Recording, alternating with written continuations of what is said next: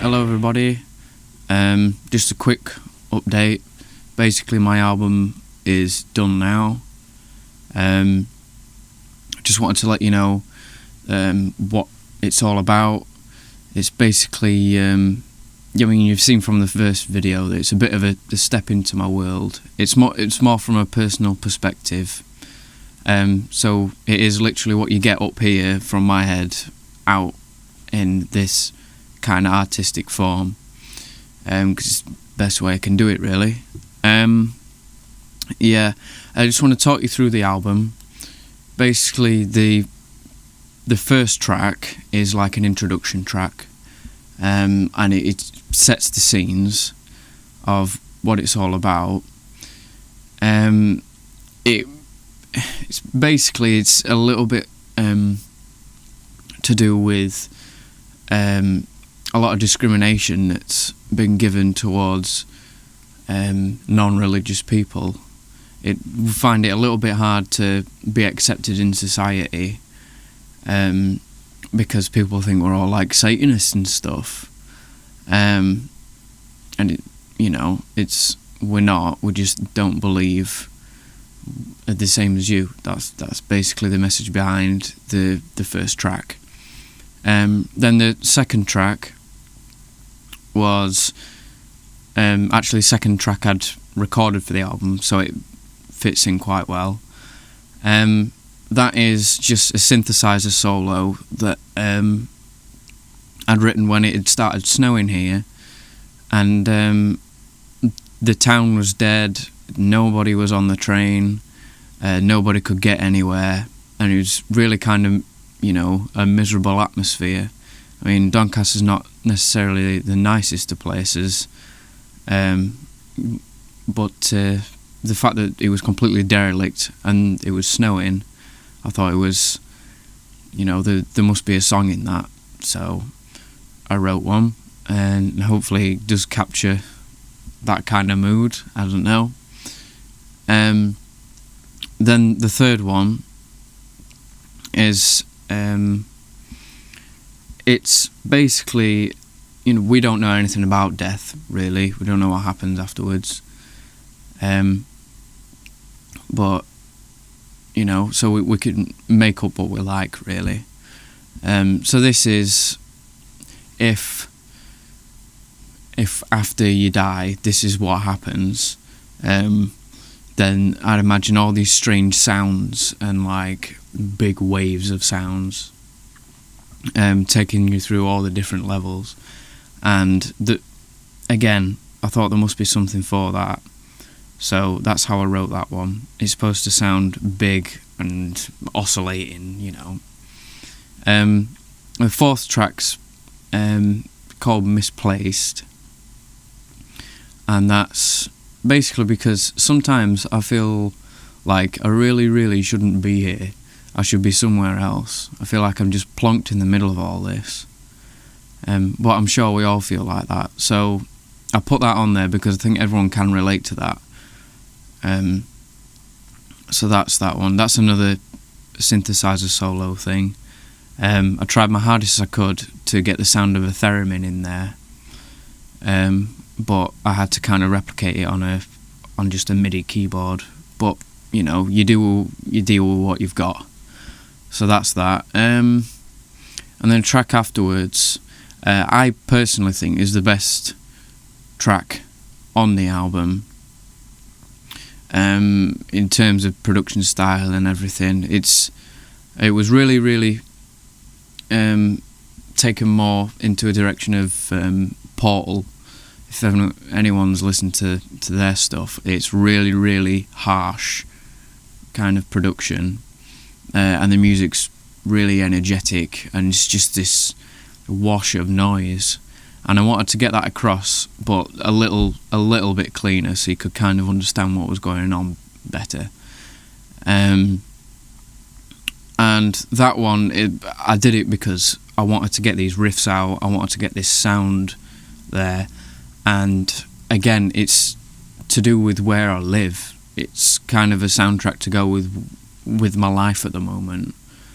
It's kind of one of those thoughts that's always been stuck there, and it's just come out. So that's that one.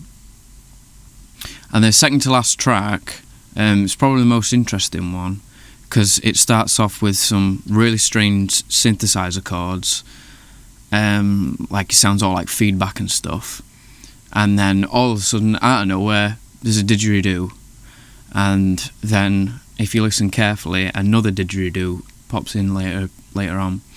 I believe if someone asked me what is the heaviest sounding instrument on the planet, you could say like the double kicks in a drum kit, or you could say a really low down-tuned guitar. You could even say distorted bass, which is what I've been using on the album. But to me, just that one note on a didgeridoo, and it can last for hours, exactly the same note, no stops in between, it's one continuous note, with just a change of filtering. I think that is the heaviest thing that you can possibly manifest. It's just one long note, isn't it? So that needed to get on there, and it's called the Kohler Super Deep Borehole. If you do your research, you'll find out what that is. It's basically the deepest hole on Earth, and I thought that was a really cool idea. And the best instrument suited for that idea was, in my opinion, the didgeridoo, because I wanted it on the album anyway. So that was the best instrument suited for that song. And then the final song, Planet Doom. No, The Earth is Doom. It was called Planet Doom, and then I changed it to The Earth is Doom. That was the first one that I recorded for the album. That's the one that I'll least rate on the album, is why it's last.